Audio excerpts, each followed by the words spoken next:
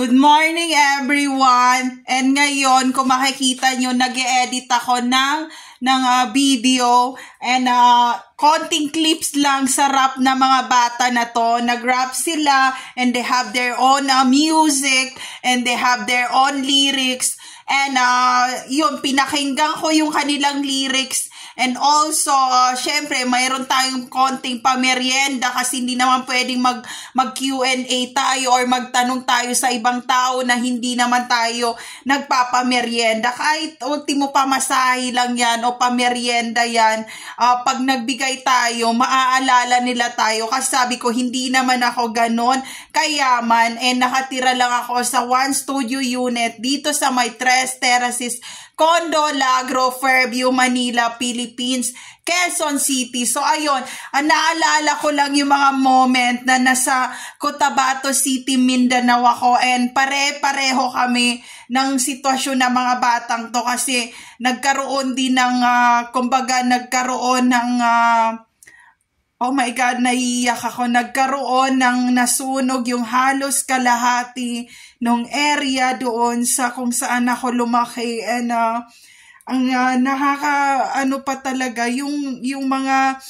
dahil nga may record yung ibang mga magulang doon and galing din sila sa malapit na kulungan, doon mismo malapit sa fire station na yon and doon din sila nilagay sa refugee na doon sa ilog na yun kasi ina-attack pala sila ng frequency and also Boys to Skull and lahat ng sasabihin nila naka-record through the wiring of the satellite. So kaya hindi pala nagsasalita yung mga magulang doon kasi nadidinig nila ang mga usapan and also there's a holographic videos, a wiring going on into those area.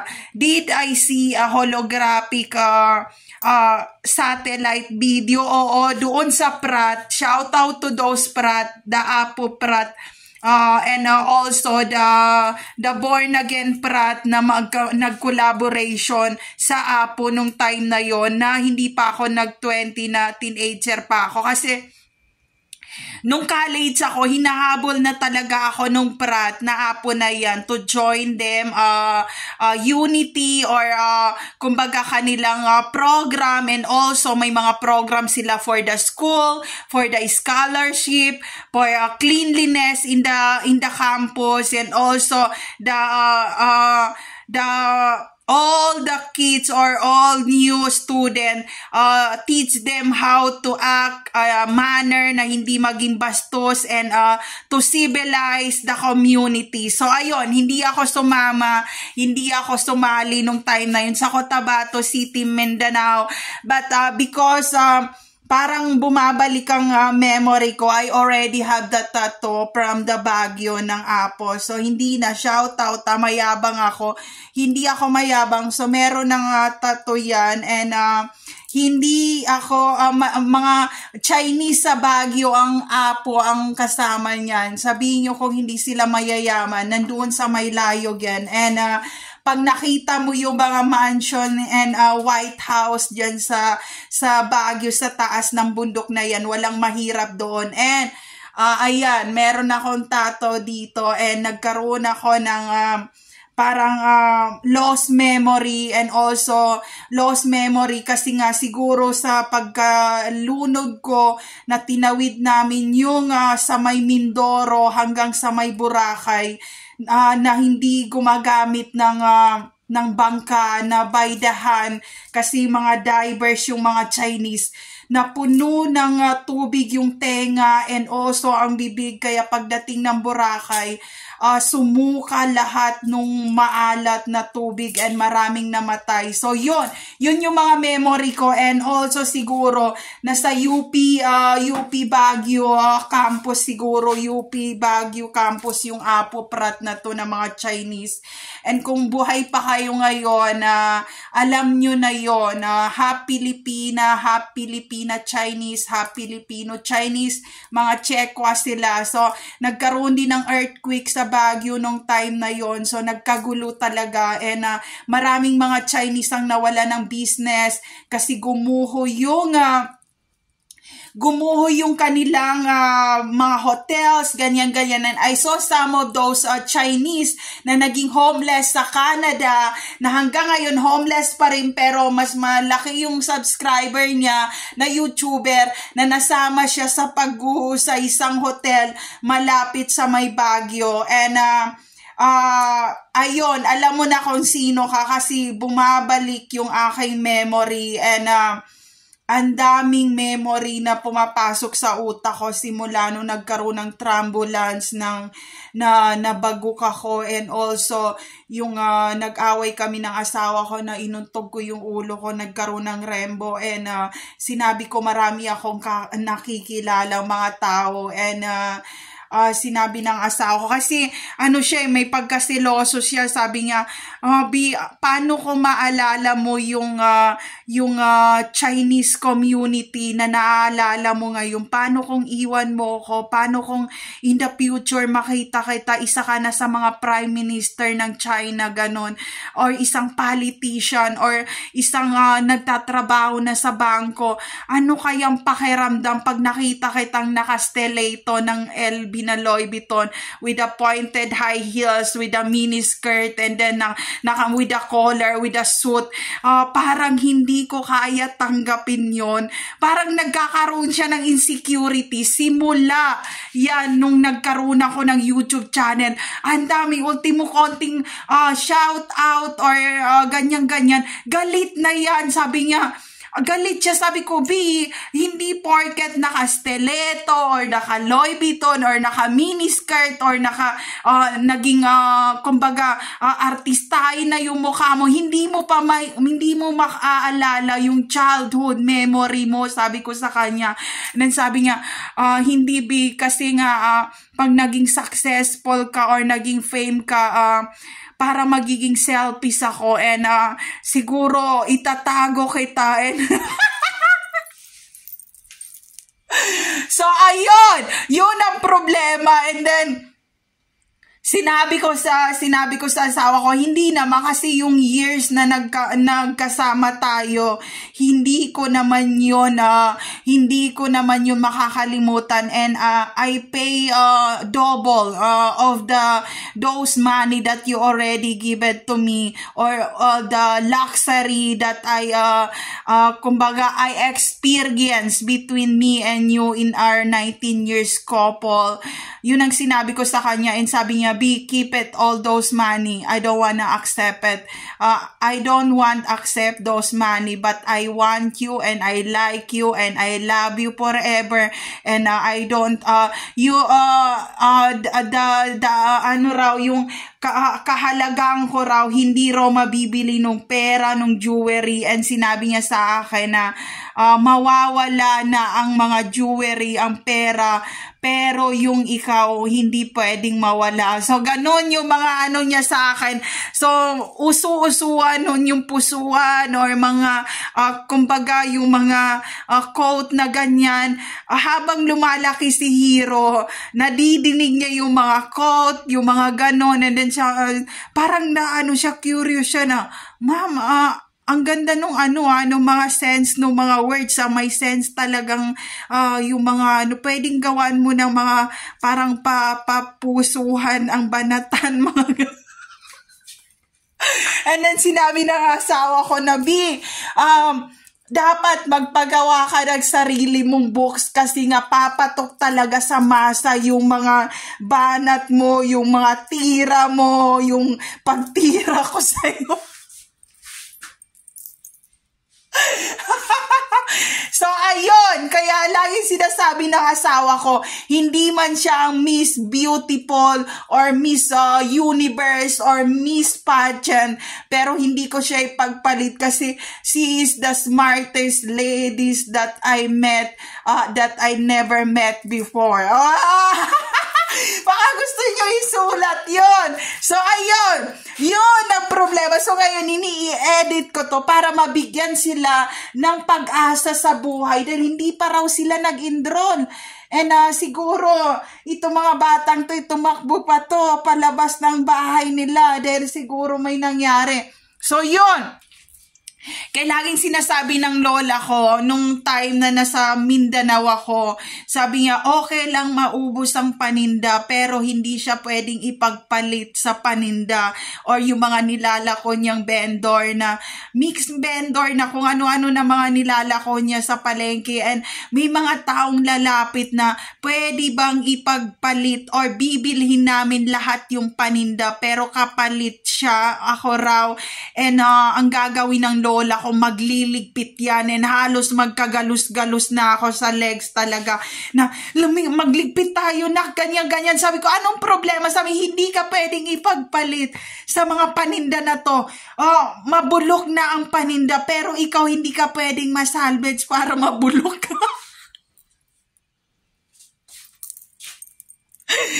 Sabi ko sa kanya, sabi ko, okay, ligpitin na natin. Sabi niya, hanggang 3:00 lang tayo ng hapon kasi malayo pa ang city dito sa lugar na to, and hahabulin tayo ng mga taong yun kasi gabunan yun. And kumbaga, alam nila kung anong genes or anong pagkatao ng tao, ganyan-ganyan. So, nangyari rin yan kay Hiro at kay Gabi nung pumunta kami sa palengke. Dyan sa may tungko, ayaw tigilan ng bata na gusto nilang kargain doon. Then, maamo raw ang mukha, ganyan-ganyan. And then, sabi ni mama, parang pinagdamot ni mama, sabi ni mama, nak, bilisan nyo. Sabi ko, ma, hindi pa tayo tapos mamili. Sabi, bilisan mo, nak. Then, mamayang gabi, pupuntahan yan si Hiro doon, aaswangin. Ganyan-ganyan, sabi nung labandera, ba't kasi nyo dinala? Sabi ko, kung hindi dalhin, maiwan ng bata kasi si mama gusto sumama sa palengke, ganyan-ganyan siya. And then sabi ng ni mama, sabi niya, kargahin mo. So kinarga ko yung bata, sabi niya, kasi nalalaman nila kung anong future ng bata in the future or anong magiging future nila. Parang sa London na pag nakita nila yung mga bata, alam na nila yung kinabukasan. And yun, dahil manggagamot din si mama sa Caloocan, dito sa Caloocan, sinabi niya na hindi pwedeng ilayo yung mag-ina. Kaya galit na galit yung mga kapatid ng asawa ko kasi lagi sinasabi, ma, bumabaliktad ka naman, dapat umakting ka na pagalitan siya or awayin siya. Ma, ganyan, sabi ni mama, hindi ko siya pwedeng pagalitan kasi pareho lang kami na tsekwa, ganyan-ganyan, kumbaga stricta, ganyan-ganyan. So, hindi palayasin mo na sila, ganyan-ganyan. Sabi ni mama, mag-impake kayo, bigyan ko kayo pamasahe, lumayas kayo dito, puntahan nyo yung lugar na gusto nyong puntahan, and bibigyan sila ni mama ng pera. Sabi naman yung mga kapatid na asawa ko, sabi ma, hindi naman kami aalis, meron naman kaming pera na pamasahe. Sabi niya, hindi sila pwedeng umalis ng bahay. And sinabi ko, hindi nga pwede kasi nga, di ba, wala pa kaming bahay. Kung may bahay kami, lilipat kami. Natakot din ako magrenta kasi baka pasukin ako, and ayun, baka kalaboso ang gagawin sa akin. And ayun, sabi ni mama, hindi siya aalis, bibigyan niya yan yung mga kapatid ng asawa ko. Sabi, gusto nyo mag-mall kayo, gawin nyo muna ang gusto nyo gawin. Hindi muna sila pwedeng lalabas talaga yung kami raw ni Hiro. Kasi sabi niya, nauubos na ang lahi raw ng asawa ko, or yung mga, kumbaga doon sa community nila na parang dinonate nila na mga sperm para dumami sa kanilang reliyon. So, ayun, ganun din sa Mindanao. And si mama, kasi ang asawa ko, sakitin siya nung time na yon. So, sinabi ni mama na hindi pwedeng mamatay ang anak ko ng walang copy or walang, kumbaga, pinarami niya talaga, as in siya ang gumawa ng paraan. And dahil nga sakitin siya, and naghihingalo na siya nung time na yon. Kaya sabi ni mama, hindi ko matanggap na mamatay ang anak ko, kailangan ko maraming coffee ng ganon. Tapos kasi nga Ateneo siya nag-practice na siya ng medical practitioner. So yun yung purpose niya. ako naman, then nga, na ano na rin ako kasi nga yung mga medical issue, ganyan. Kahit ako, hindi ko rin matanggap na naghihingalo ang anak ko. And yun ang problema ng mga doktor. Once na nagkaroon sila ng anak and naghihingalo na yung bata, na nababaliw sila, hindi nila alam ang gagawin nila. So naisip ni mama na, pwede ko bang i-donate tong nung specimen ng anak ko, and then kasi wala silang pambayad ng hospital wala silang pambayad. So kinausap niya yung doktor na pwede ba yung specimen ng anak ko kapalit ng buhay niya kasi tumagal rin siya sa hospital, and yun ang ipambayad namin, de wala kaming ibang purpose. And mayaman nga ang mga kamag-anak nila sa Negros, pero ayaw niya mangutang kasi ayaw niya ng utang na loob. And sinabi naman nung yun niya, kaya may mga reliyo na kamukha talaga ng asawa ko dahil naaprubahan lahat yon. So ayun, yun lang ang sinasabi ko, na kung naaprubahan talaga ng science ang mga ginagawa nila, hindi nyo pwedeng i-copy yung mga bata. Ganun lang yun. So, ganun din ang nangyari sa akin kasi naghihingalo na rin ako, and wala nang ibang option.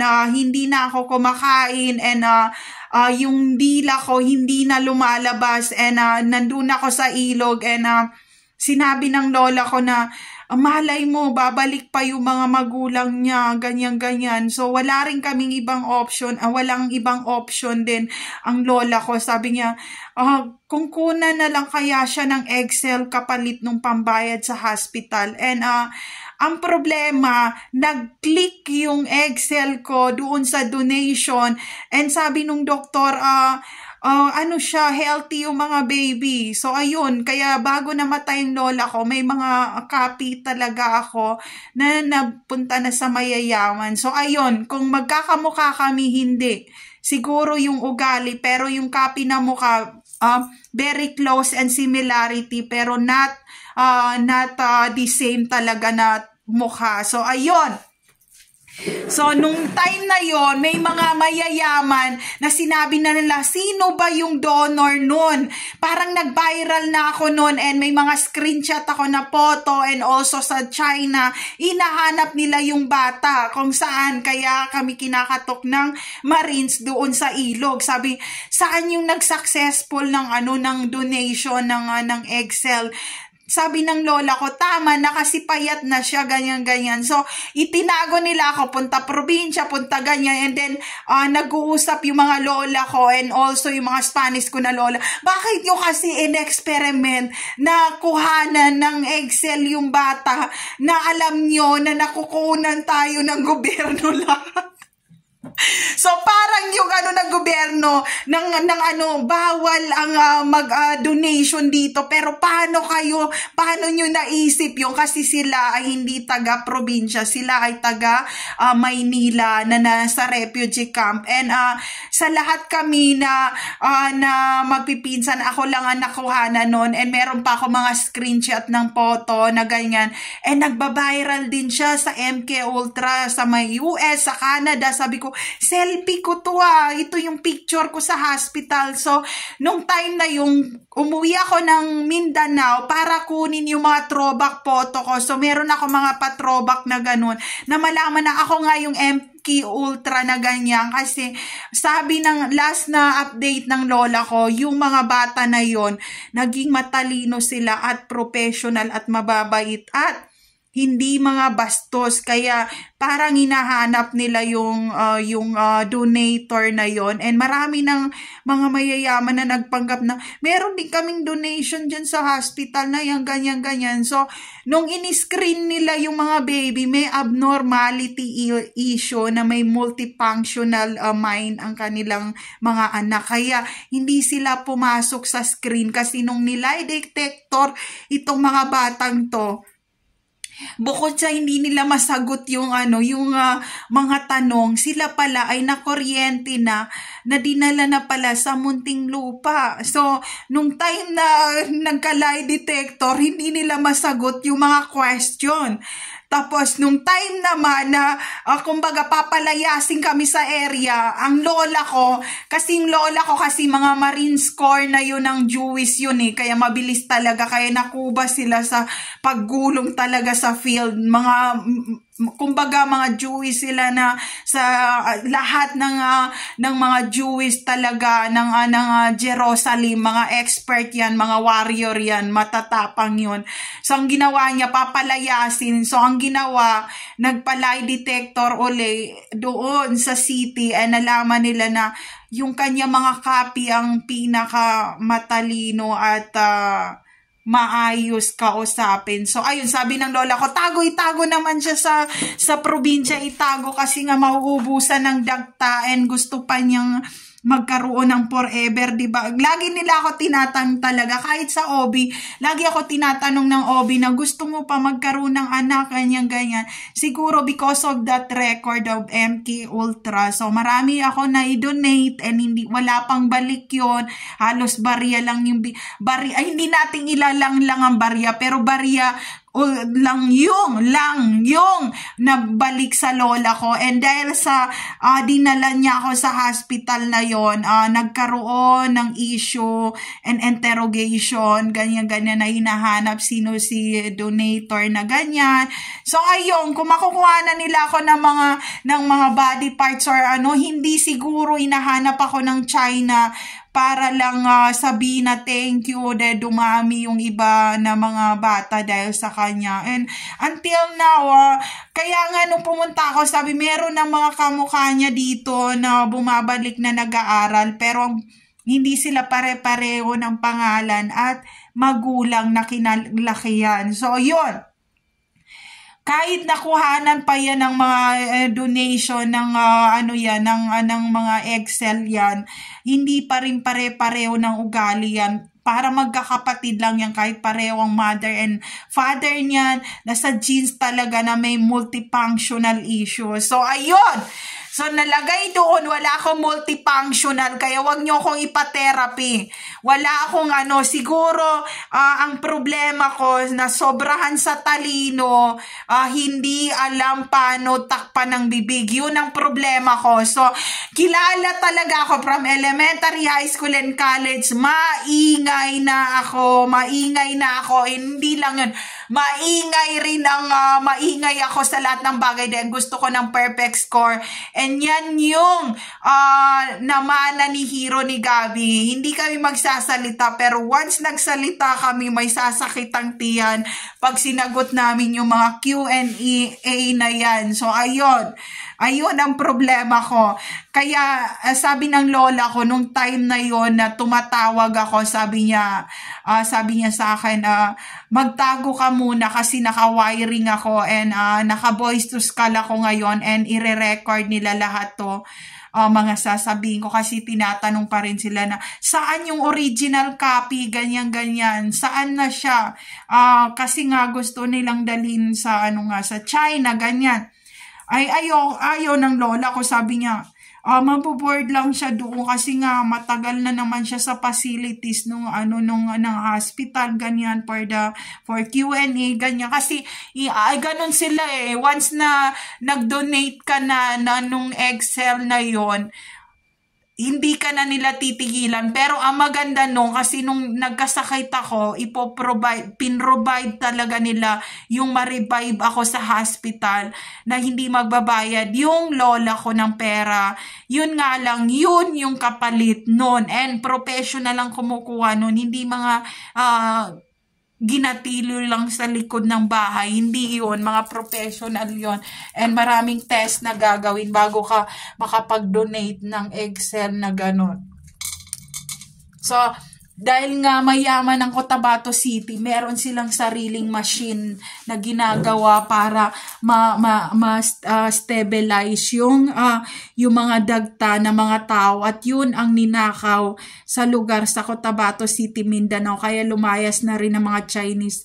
Marami kasing Chinese dyan puro doktor, ang mga doktor na Chinese dyan sa Cotabato City. So ayun, maganda yung lugar dati, very classy classical ang lugar, iba talagang dating. Kaya nilagay siya sa gitna, and nagulat ang ibang cities dyan na bakit ang Cotabato City ang pinakamaliit na island sa lahat dito sa Mindanao, pero sila yung nasa middle, nasa gitna sila nung lahat ng magaganda na mga island, kasi nandoon yung electromagnetic Tesla na laging nagsisignal number 1, number 2, number 3, number 4, number 5 sa one star ng one star ng PC Hill yan. Ang may-ari dyan sa one star na yan ay ang mga born again ng shoutout ng mga 700 clubs ng program nila na ngayon ay hindi na nakikilala.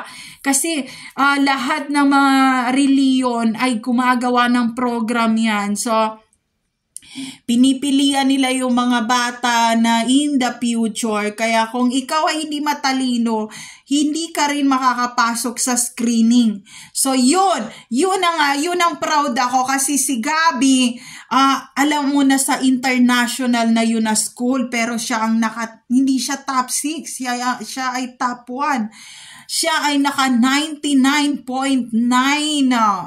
Sinabi nung teacher na 2 hands to Gabi talaga, to Gabriel, 2 hands sa paano mo napabagsak lahat. Ngayon nasisiro na siya ngayon, but not all the time. Ipupost namin yan. Kaya sinabi ng teacher na hindi siya top 6, dapat nasa top 1 siya, and maraming mga parents na nasa hospital, and nakita nila yung pangalan doon sa nakatop na yon, top list na yun na mga student, and also nasa cosplay pa sila, and then mga costume-costuman, and si Hero dapat nasa number 1 champion yun ng costume. So KG1 hanggang sa taas yan, binantayan ko yan.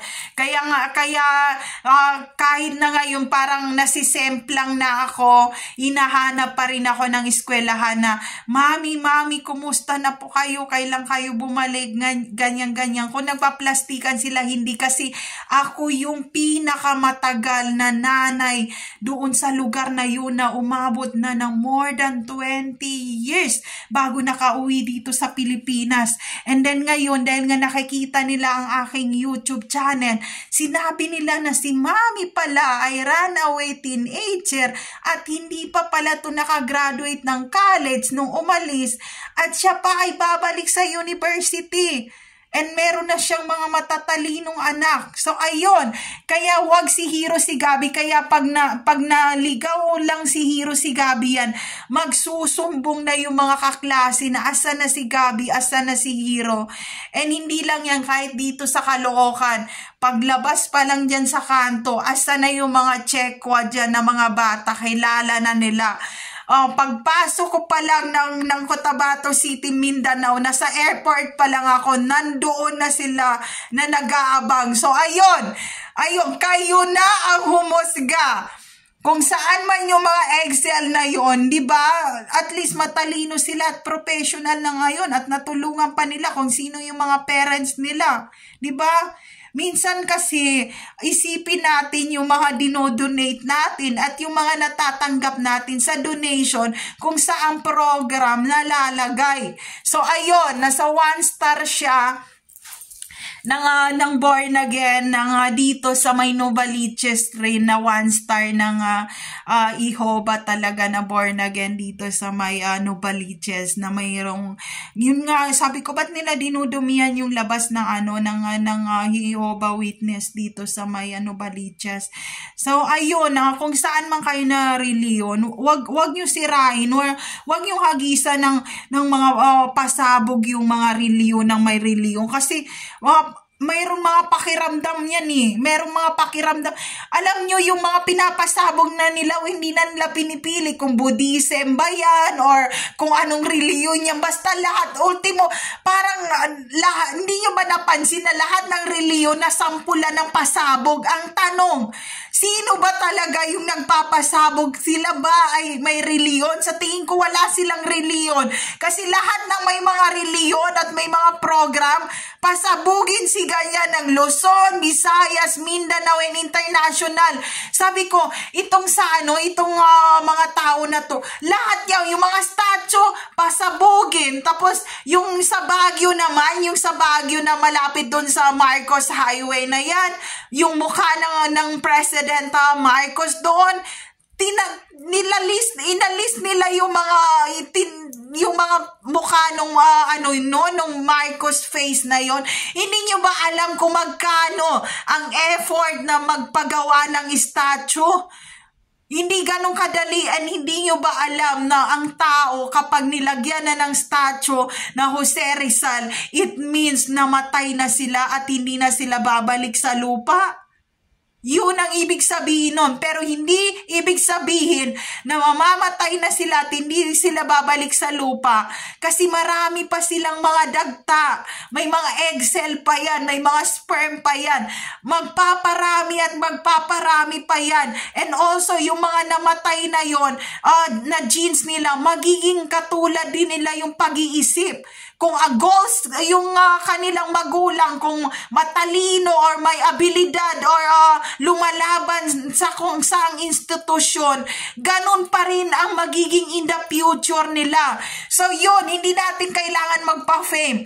Hindi natin kailangan magpasikat kasi ang kasikatan ng tao ay nasa audience yan. Sa mga tao yan na nakapaligid kung sino ang gusto nila na magkaroon ng trono, ng upuan sa Luzon, Visayas, Mindanao, and International. So yun ang problema ngayon. Kasi ako, nagtatago ako, pero yung mga kaklase ko mismo ang naglalagay sa akin sa posisyon. Yun ang problema ko. Lagi ako nagtatago, pero sila yung naghahanap ng paraan para umalsa o makita ng media kung sino ba talaga ako. So yun ang problema ko, di ba? Kaya nung nakita ko na nakatop si Gabby, sabi ko dapat hanggang college na sa top ka talaga. Ayoko nang mapunta ka sa ganyan. Kaya sabi niya, I hate it because mom is so ambitious.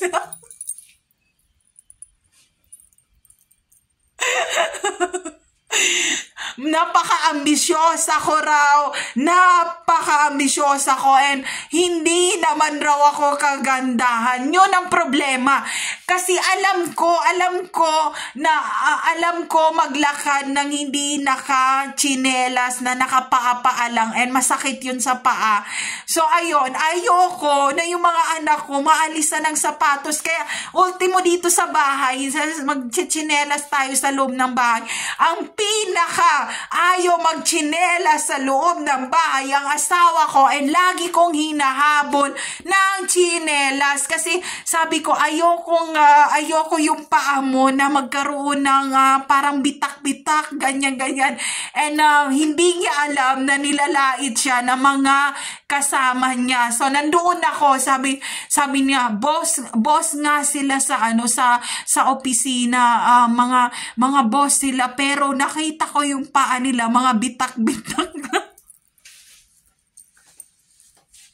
Yun ang sinabi ng mga Pilipino, wala akong papangalanan, na alam nyo, guilty kayo, kung nanlait kayo, mag yes or no na lang kayo. So ayun, di ako naman tong si ambisyosa, sombongera, hindi ko makontrol bibig ko, and also gusto ko na makipaghiwalay sa asawa ko, nainis ako. Sabi ko, Bing, sa lahat raw ng department, ganyan, nasasakyan kami, sabi ko, sa lahat raw ng department, Bing, ang pinakadugyot na department na hindi nagbibihis ng maayos, ang department nyo sa lahat ng branch.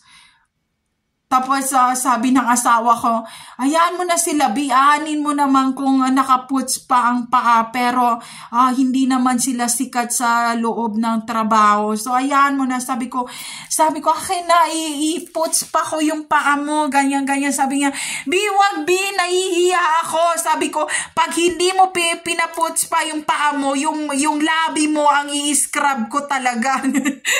Kasi ang nangyari yung gusto ko naman lumaban.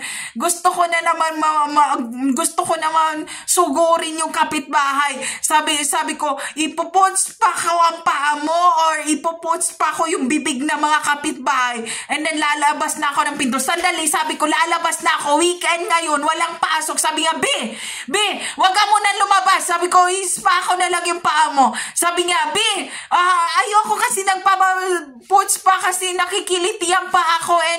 Nung nagpalinis ako dyan sa Caloocan sa likod ng bahay, nakachinelas ako pagbalik ng airport at naoperahan ng paa ko, ang kuko ko. Dahil nga raw sa haba ng ingroom, hindi raw mahatak yung ingroom. Kinasuhan mo.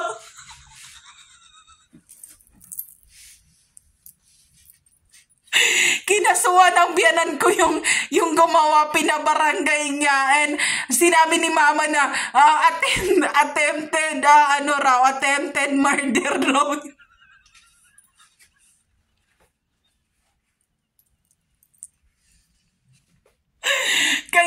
Kaya nung kinuwento niya, tawa ako ng tawa. Sabi niya, Bi, hindi nakakatawa, na trauma ako noon. Nakachinelas ako, marami pa akong hahabulin na trabaho. Sabi niya sa akin nung kinuwento niya. Sabi ko, Bi, anong nangyari nung na-attempted murder yung ingroom ang kaso, hindi murder yun.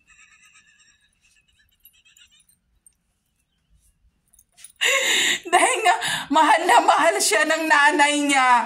Mahal na mahal siya ng nanay niya. Parang si Hero, si Gabi. Sa sobrang pagmamahal, minsan nakakasakan na. At minsan, pag makita mong sisikat na siya, sasakalin mo para hindi na mapunta sa iba.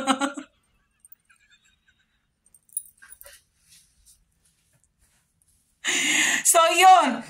Nagpaa siya sa airport and wala siyang dinala. Ang dala lang niya nung time na yun, laptop, and hindi na rin siya nagdala ng backpack kasi hindi niya kaya dalhin, and kasi ganun yun kailangan alisin kasi sabi nung kapitbahay, sabi niya, kasi hindi naman ako expert talaga, sabi niya kay mama, sabi niya, ba't ka kasi naglinis ng kuko kung hindi ka expert, ganyan.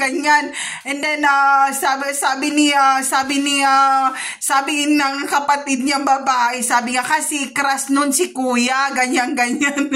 So, ang naisip ko, mag-usap sila.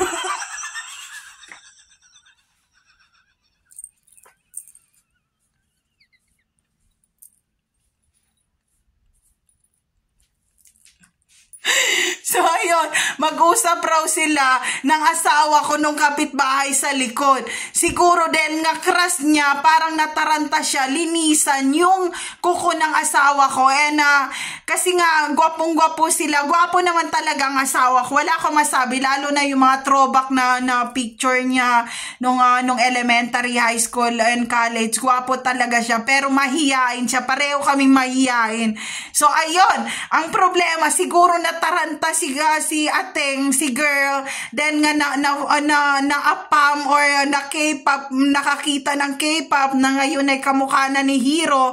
Taranta si ateng, tapos sinabi naman ng kapatid nila, yun na yung time na kapain mo yung paa.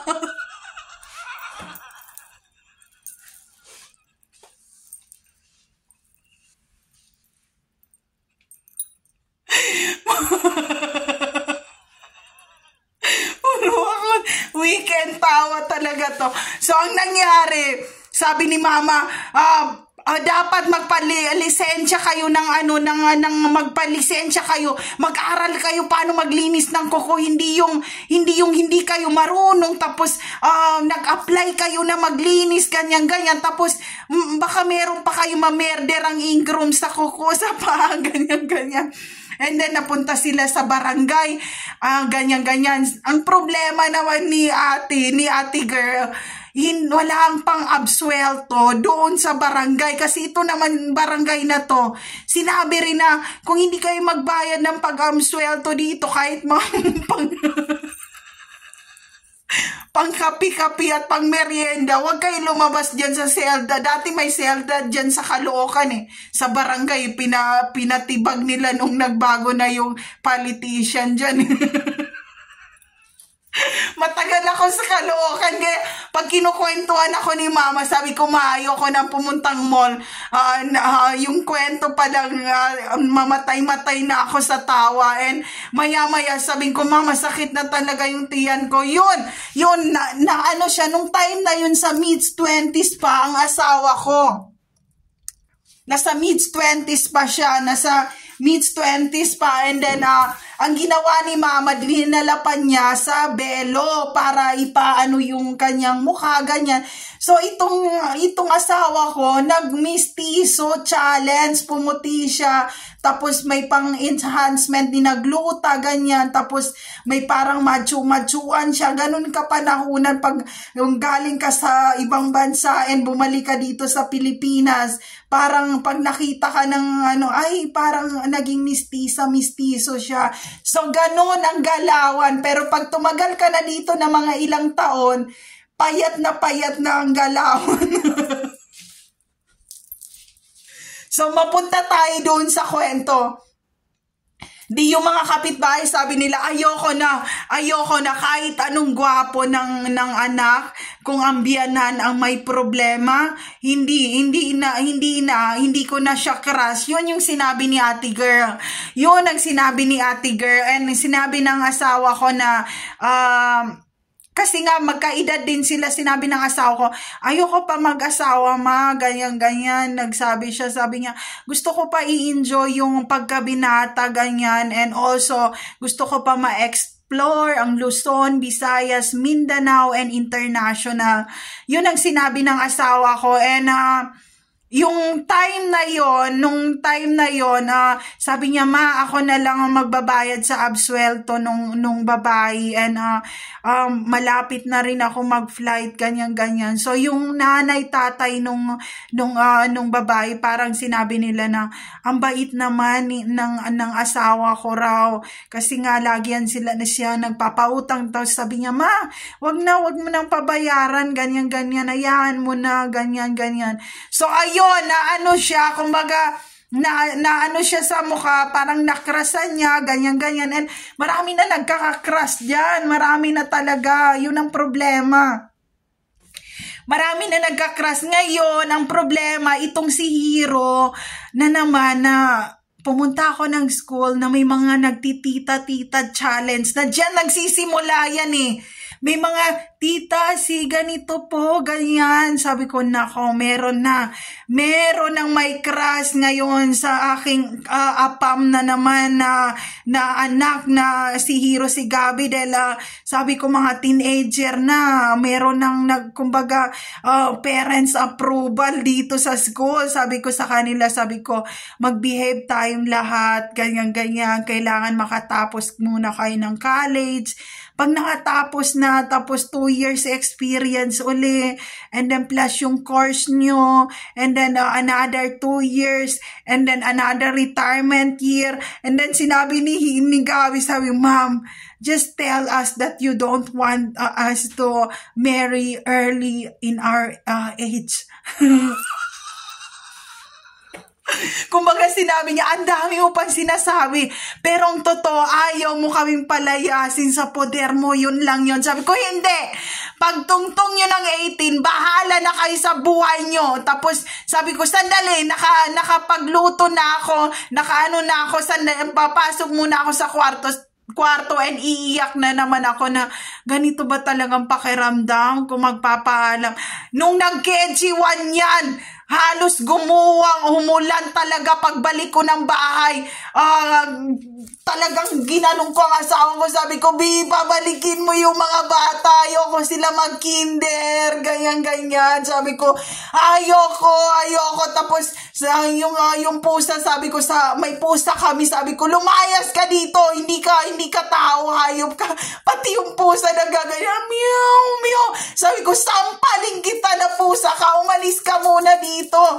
And then, niyayakap ako nung pusa. Sabi ko, yung pusa namin na ilan ko, meow, meow, ganun siya. Sabi ko, get out, please, get out. And then, yung asawa, sabi ko, huwag nang papasukin sila ng KG1 kasi namimiss ko talaga yung mga bata, namimiss ko sila. And marami ring magulang na umiyak din, na ang mga mata. Sabi ko, hindi lang pala ako ang may problema. Hindi lang pala ako may problema na, kumbaga pag nawala yung mga anak nila ng kinder, ganyan.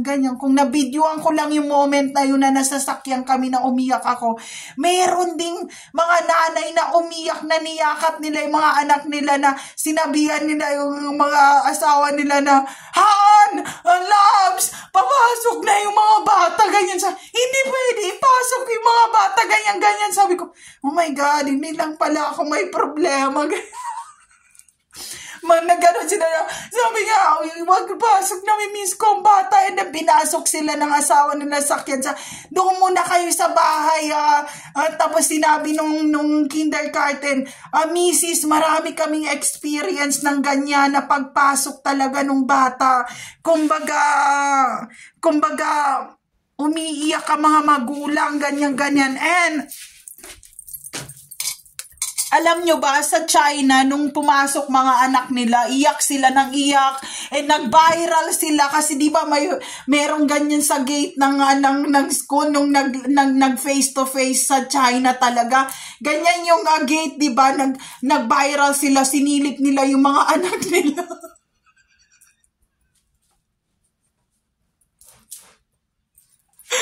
Sinilip nila yung mga anak nila, and pinapalaya sila ng guard doon mismo sa school na yon.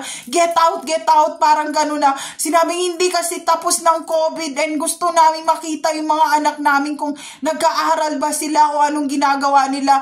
And then nung time na yon, si Hiro Sigawi, Mami, don't leave us, Mami. Sabi ko, ilang oras lang naman, babalik kayo sa bahay, ganyan. Tapos sabi ng asawa ko, parang magpa-flight naman kayo ng Pilipinas. Sabi ko, mamaya, pagdating sa bahay, lagot ka talaga sa akin. Huwag mong sabihin niya na, bakit wala kang puso, ba't hindi mo maramdaman na kami nasasaktan kami. And then hinag ko muna si Hiro Sigawi. Sabi ko, Hiro, Gabi, kung pwede ako na lang magturo sa inyo, ganyan. And then sabi ko sa asawa ko, papasok kaya ako ng university para masundan ko na naman sila sa college. And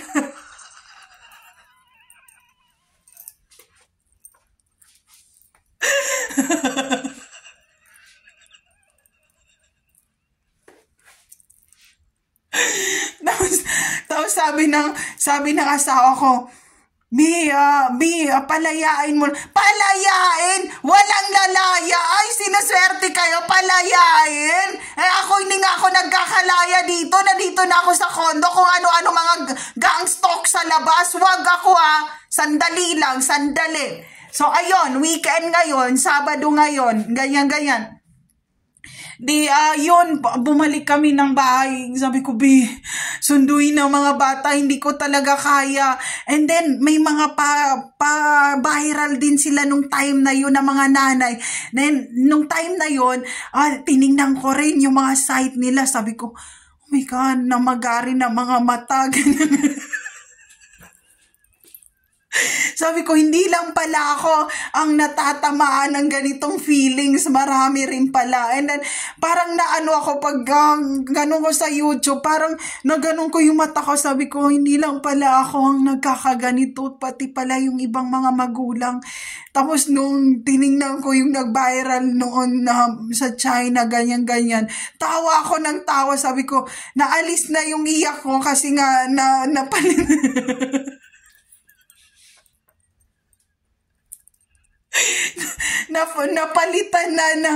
napalitan na ng tawa nung sabi ko, grabe pala, overprotected talaga ang mga Asian pagdating sa mga anak nila. Yun ang problema. Kaya sila parang nasasakal, ganyan. Nung pumunta yan kami ng Hong Kong yan, kasi sabi ko sa asawa ko, try mo kaming maglakad dito sa may Kowloon. Sabi ko, wala kaming gagawin, promise, ganyan. And then, Sabi ng asawa ko, B, walang phone, wala tayong communication, ganyan. Sabi ko, di ba meron akong site? So, punta kayo YouTube. O, asan na kayo? Ganyan. Ilagay mo Jassy, Pilipina, YouTube channel. Tapos, comment kayo. Asan na kayo? Ganun. Tapos, sabi ng asawa ko, sabi ko, B, payagan mo na kami. Ayaw niya kaming payagan. Ang problema, si Gabi naman, tinatamad siya na maglakad nga, at ang asawa ko nung time na namamaga yung braso. Sabi niya, B, pahinga muna ako kasi masakit talaga. Namaga talaga yung braso niya eh. Sabi niya, kasi ganun eh, namaga yung braso niya and nilalagnat siya. Ako rin, pag namamaga yung, kung may namaga yung may mga namaga ako sa paa, ganyan, ayoko rin maglakad and nilalagnat ako. So ayun, ginanong ko siya, may lagnat nga siya. Sabi ko, yun, mabuti may lagnat ka, pwede na kami lumabas.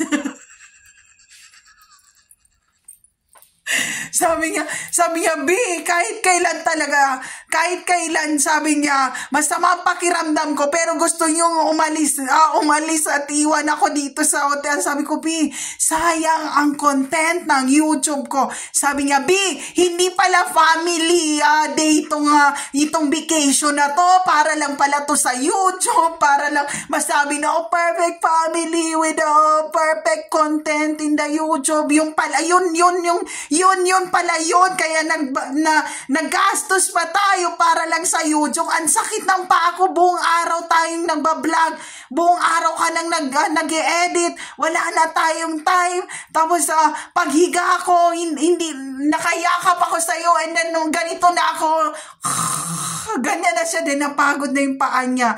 Kasi nga the whole day, si Hero, si Gabi, ganyan na sila. Napagod na sila sa, Mommy, I'm tired, kasi nga puro content yun. And makita ko, wala man lang nanood ng video. Nakakita ka ilang taon, 50 view lang. Ano yun? Pinaghirapan namin yun, no? Pinaghirapan ko pag-edit, no? Pinaghirapan ko yun. Pati paan namin, ang sakit-sakit. At nabutas pa ang bulsa ng asawa ko dahil ginastusan namin ng ticket mapunta lang ng Hong Kong na yun.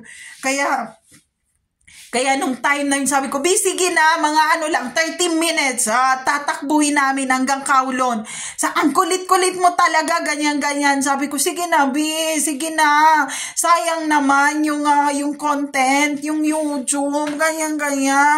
Dapat meron na ako 1 million subscriber, kasi nga, diba, kasi ini-sponsoran na ako ni ganito, may message ng ABS, ng GMA, ng TV5, pero wala pa rin, nandito pa rin ako sa walang pang subscriber. Sabi na nga ako, tama na, lumayas kayo. Ganyan.